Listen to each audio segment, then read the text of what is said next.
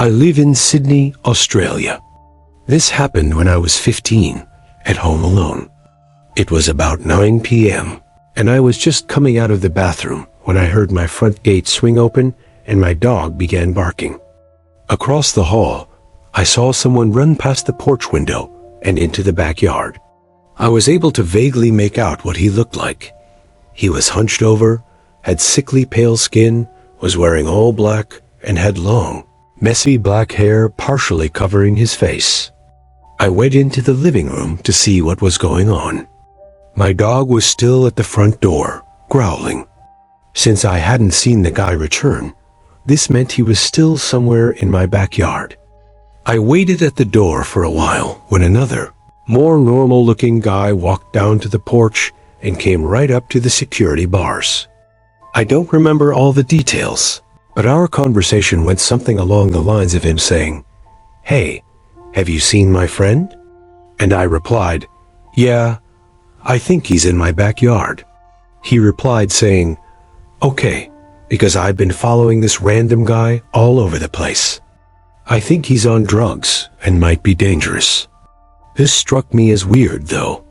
What did he mean by this random guy when he had just called him his friend? He quickly walked away, going off into the darkness towards my yard. I should also mention that there's a door around back, but that also has security bars in front of it, and the door was locked at the time. I waited at the front door for a bit and sat back down.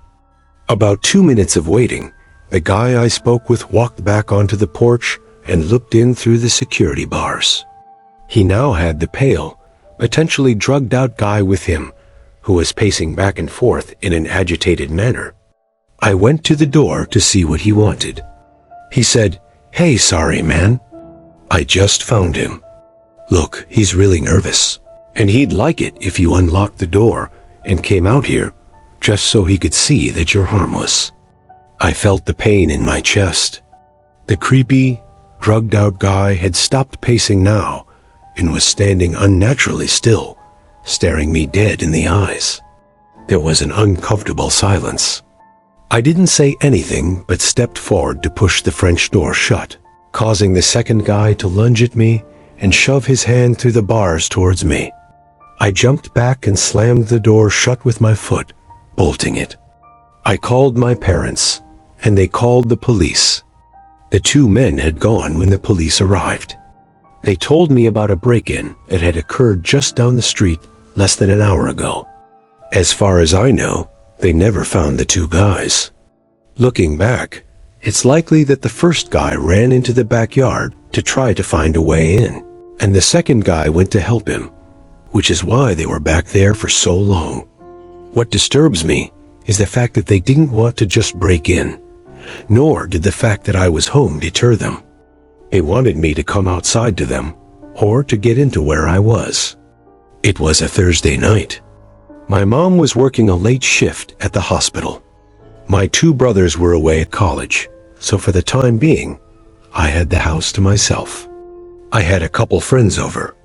We watched a baseball game, had a few beers, and they left through the back door. I went upstairs to the kitchen to put the remainder of the beers in the fridge and get ready for bed.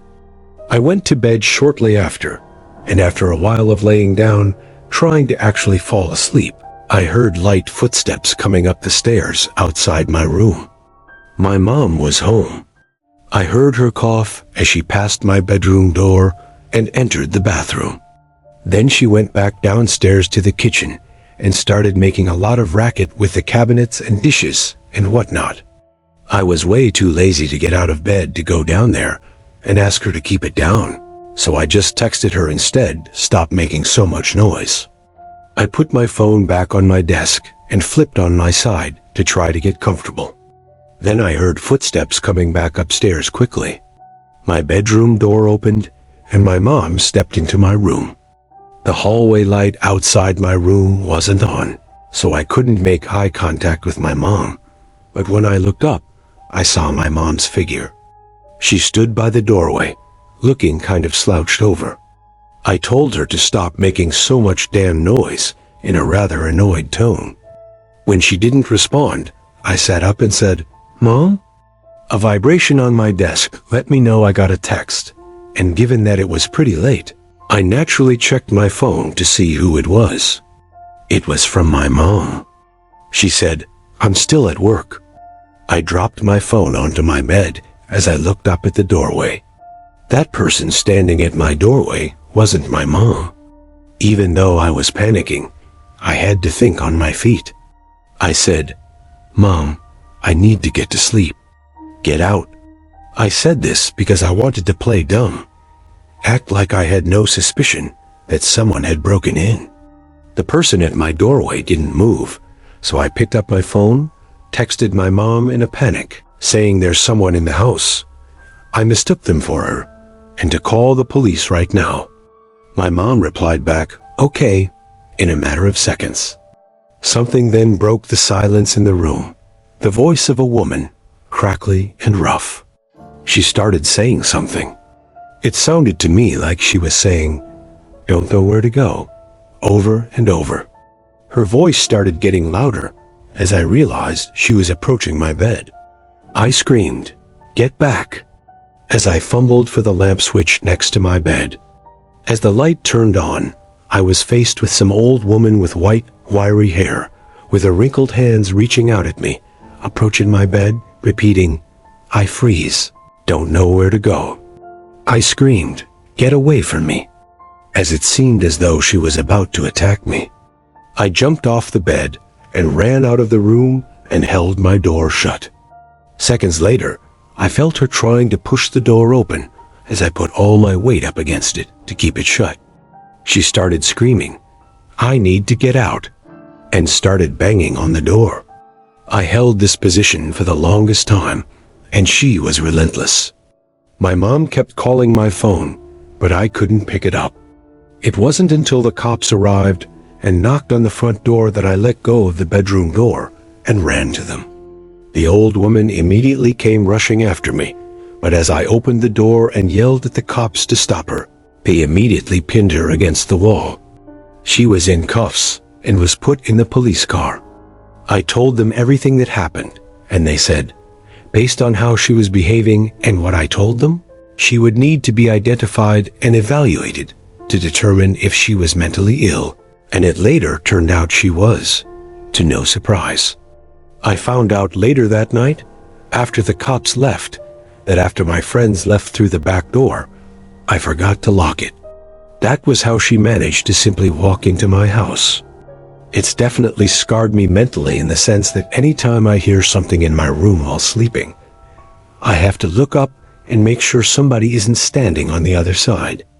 Before moving off on my own to California, I lived basically in the middle of nowhere on my dad's ranch in Colorado. It was a beautiful, huge property. I just never loved living in a rural setting. I found it boring. Plus, as that old cartoon Courage the Cowardly Dog stated, creepy things happen in the middle of nowhere. There had been a number of times that people had trespassed on our property, which is why my dad owned 3 different guns. There was one time he had to chase 2 men off the property with his rifle. What I'm about to tell you happened a few years back. I think it was in the middle of June. I was home alone as my parents were on vacation together, and my little brother was out with friends or at his girlfriend's house for the night. I don't remember. It was a hot night for Colorado, so I had all the windows open. I used to go to sleep pretty late around that time, so I think it was around 1 in the morning. I was still in the living room watching TV when I noticed the motion-sensing patio light turn on outside. This light would only turn on due to very noticeable movement by a person, so immediately I assumed it was my little brother returning home. To be safe, I got up and looked out the window. I didn't see anyone though. I took out my cell phone and called my brother real quick. He didn't pick up, so I went to sit back down. Then it started, the knocking at the front door. Our door had a peephole because, obviously, anyone coming to our house went out of their way to get there, so we'd need to know who was there before opening the door. When I went to go peek through the peephole, I didn't see anyone, so I immediately thought of ding dong ditch, possibly some local punky kids, possibly my brother. I was hoping the second was the case. I shut the blinds now because I became paranoid that I was being watched. I shot my brother a text saying if I find out it's you, I'm not letting you in. Moments later, there was a knock right behind my head, so loud I actually jumped off the couch. It was a knock at the living room window, followed by what I can best describe to be two voices. One a deep male voice, one a higher-pitched female voice, saying, "We see you." Heart racing. I imagined it to be the most wishful thing I could think of, that it was my little brother and his girlfriend messing with me. In the moment, it made sense. Or maybe I just wanted it to make sense. The banging on the window didn't stop there. It kept going, but it moved to another window. This time, the window in the dining room, where I didn't shut the blinds. From the angle I was standing at, I could see two figures at the window, but no chance could I see anything about their faces. I didn't look at them as I ran upstairs to my dad's room to get one of his guns from under his bed. He told me exactly where he kept it, just in case of an emergency. I loaded the rifle and ran downstairs to the dining room window, but they weren't standing there anymore. With a loaded gun, I felt a lot more confident in opening that front door and going outside to confront the situation. When I stepped outside, I decided I'd do one full, quick lap around the house and check on the cattle. I was no marksman, but I had the protective instincts for the property, and I was ready to use the gun if I needed to. The whole property seemed clear, and the cattle were fine, so I went back inside, checked every door, and went to bed upstairs. For half an hour, peace and quiet, until I heard a disturbing sound come from downstairs and outside. Someone was frantically pounding at the front door downstairs, accompanied by a man shouting at the top of his lungs, not shouting words or anything, just screaming. I grabbed the rifle next to my bed, ran to the living room window, pushed it open, and fired around outside into the dark night.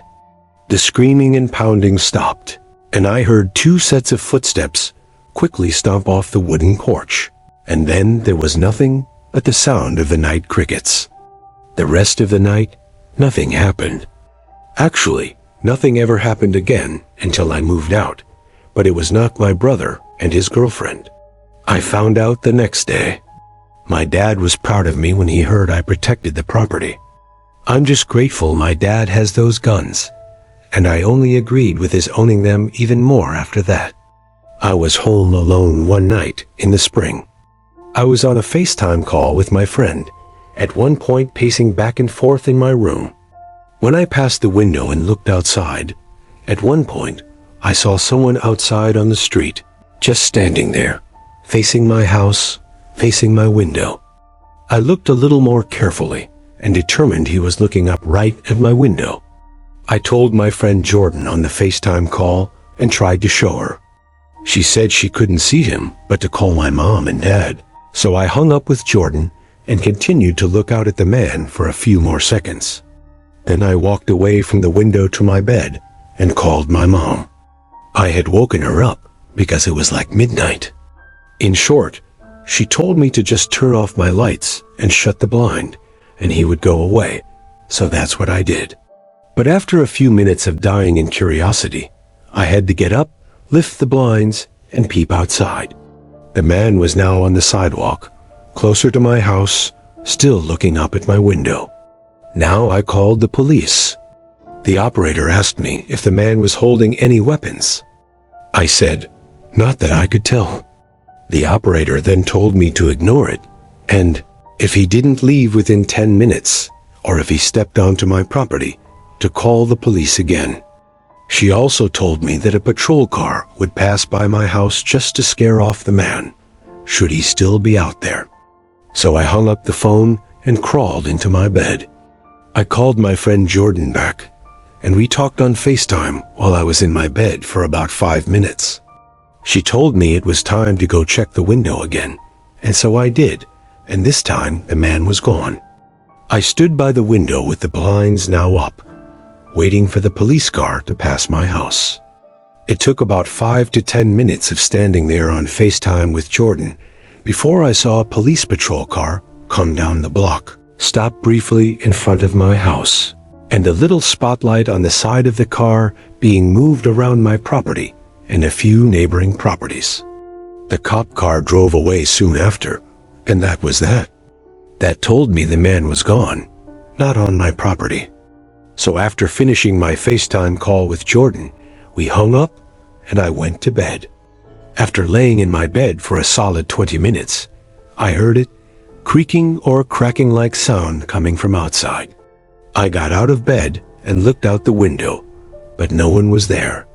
So again, I went back to bed. A few more minutes went by and there was another cracking sound coming from outside, this time louder. I looked over to the window from my bed and was in total shock when I saw a figure at my window. I have an upstairs bedroom, and suddenly the cracking noises made sense. He had been climbing up the side of my house. I went to the other window and screamed, "Help!" over and over, hoping my neighbors would hear. I also got on the phone with 911 again and told them to send another car right away. The man at my window attempted to squeeze through the opening in the window, but seemingly gave up when he noticed one of my neighbors outside yelling something. The next time I looked at the window, he was gone, and according to my elderly neighbor who came to my aid, the man jumped down and ran away down the street. Cops came once again. This time, I spoke to them and gave them all the info they needed. They said they'd be patrolling the immediate area all night and went on their way. I didn't get any sleep that night, but I think that man was scared off for good